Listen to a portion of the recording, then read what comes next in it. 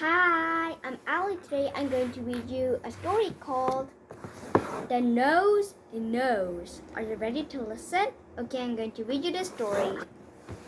The Nose Knows. Peter was just like any other kid except for one thing. He had an amazing sense of smell. Peter could smell cookies baking at the Yum Tea Tum bakery from 2 blocks away. He could smell the difference between chicken noodle soup and turkey noodle soup. Turkey. He could smell a banana in a closed lunchbox from across the room.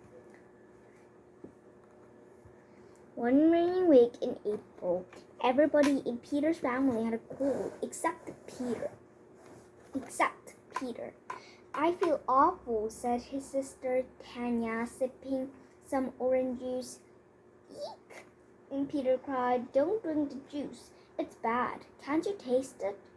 "My nose is stuffed," she said. "What?" he asked. My nose. Tanya pointed to her nose. "I can't smell the juice, so I can't taste it." "Oh," said Peter. "No wonder."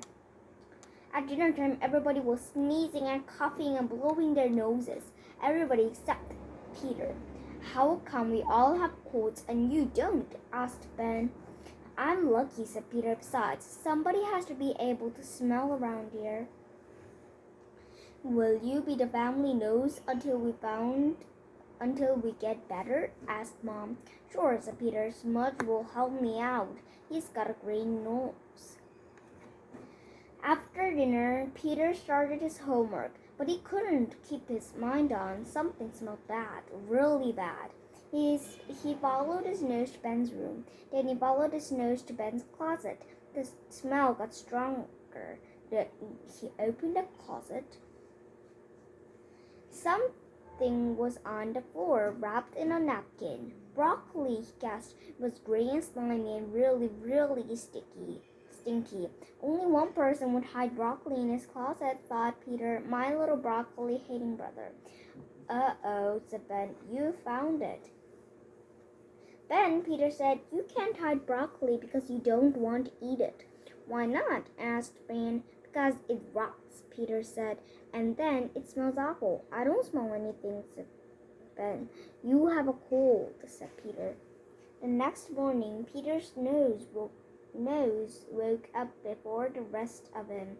He smelled coffee, blueberry pancakes, and rotten eggs. He jumped out of bed. Smudge jumped out too.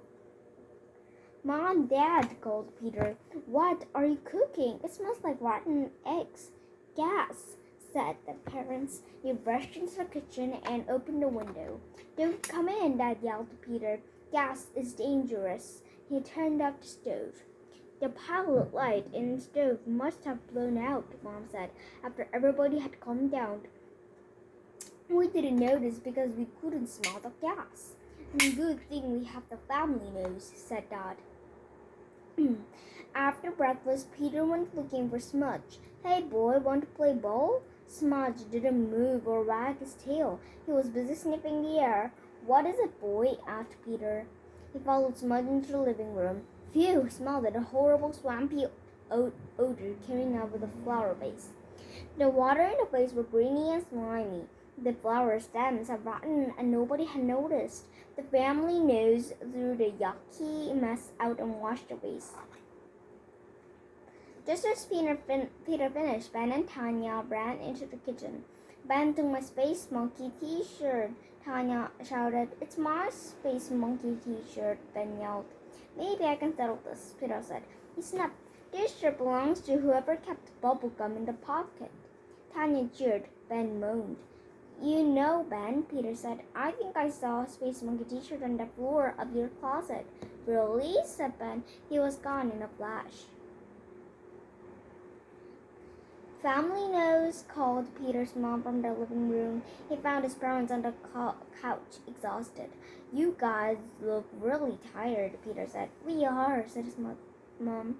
"We've been cleaning the house. Grandma and Grandpa are coming over." "I'll finish," Peter said. "You take a break." Peter cleaned the bathrooms with the pine soap. He polished the furniture with lemon oil, and he scrubbed the kitchen sink with baking soda. Did you know? Most people can tell the differences between more than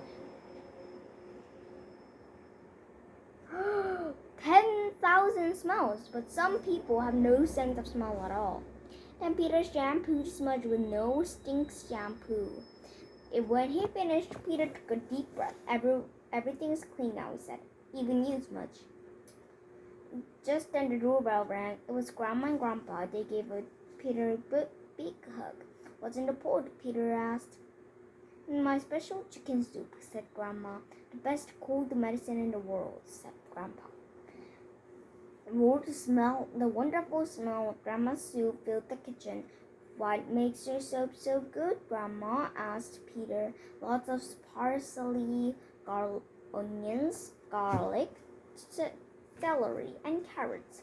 Grandma said. Don't forget the chicken, added Grandpa. Peter's mouth was watering. I can't wait for dinner. You don't have to, said Grandma. Soup's on. Hey, Tanya said, I can taste the onions. I must be getting better. And Grandma's done it again, said Grandpa.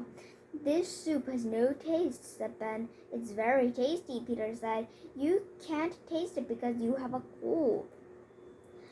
Peter didn't catch the cold. Dad told Grandma, so his family knows. He saved us from all kinds of terrible things. Some mom gas and sour orange juice, said Tanya. Smelly flowers, said Dad. After dinner, Peter took Smudge to the park. They met Smudge's best friend and played his favorite game,